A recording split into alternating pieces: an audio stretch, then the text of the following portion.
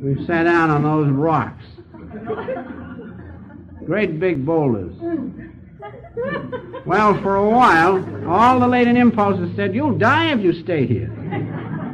And I felt I was going to. Cold and hard.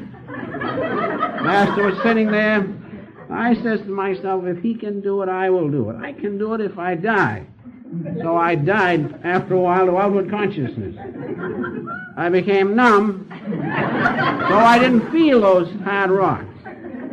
And by the grace of God, through the Master, then I was able to stay there with him.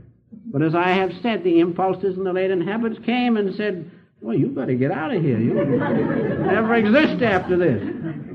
But the other thing came, if Master can do it, and he wants me to, I will if it kills me. That's what I did. And I stayed there. And after 5 hours, the waves began to break over. Master says, come on, let's get out of here fast. Yes, get out of here is right.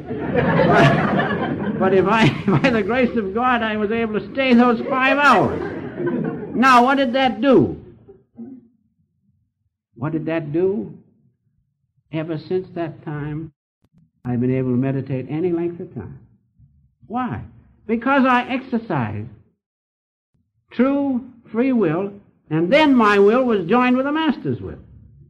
Having once tasted the difference, having once overcome that obstacle of ordinary automatic free will in which the mind and consciousness says, get out before you die, I stayed there. And what was the reward? As I have said, no meditation bothers me now. Because I exercised true free will. And although everything said, don't do it, still within me the soul said, the Master's right, and I followed.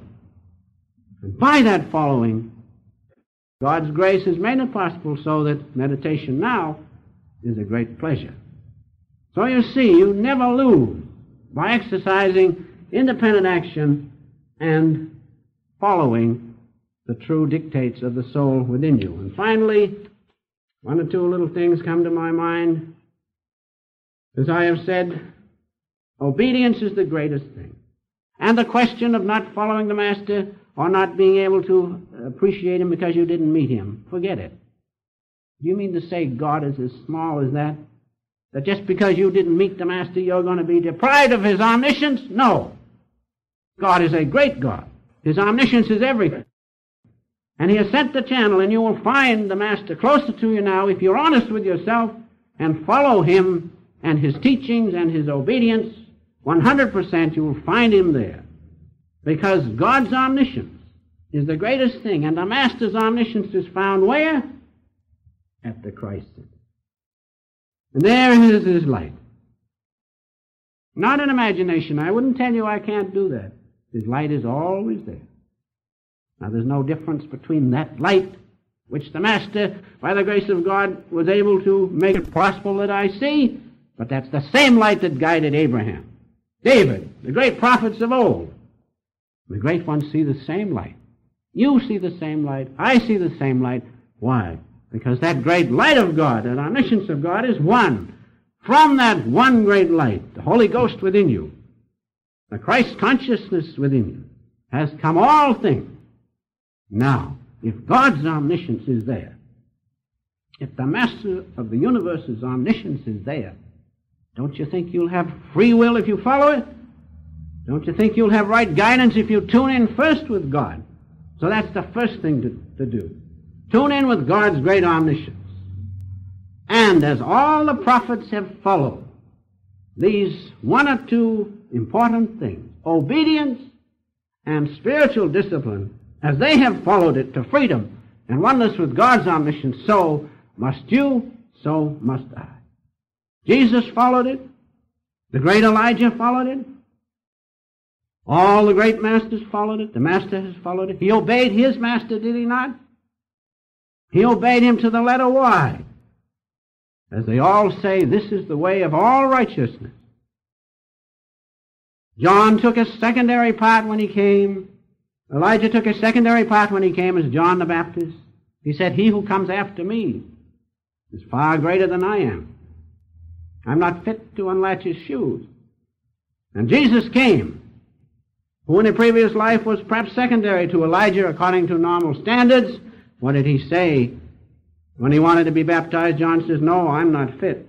Jesus says, baptize me. This is the way of all righteousness. This is the obedience, the spiritual discipline which I must follow.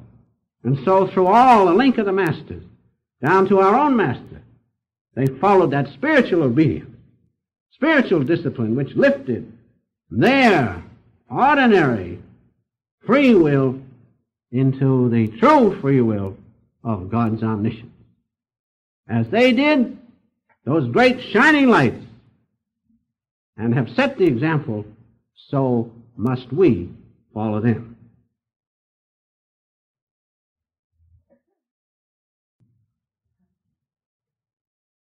Let us meditate just a moment now. By the power of God here this morning, our consciousness has been lifted through the channels of the great ones, the great rays of spiritual light, into the region of His great love and consciousness.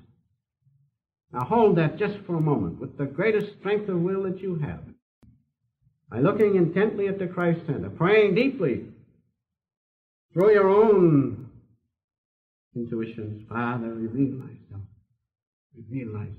And then feel in your heart, feel that great all-pervading love. In order to profit from these practical teachings in a meaningful way, which will have a definite and tangible impact in your life, we suggest that you subscribe to the Self-Realization Fellowship's home study course on the science of yoga. Please visit the SRF on the web at yogananda-srf.org or call the SRF's Mother Center in Los Angeles, California at 323-225-2471.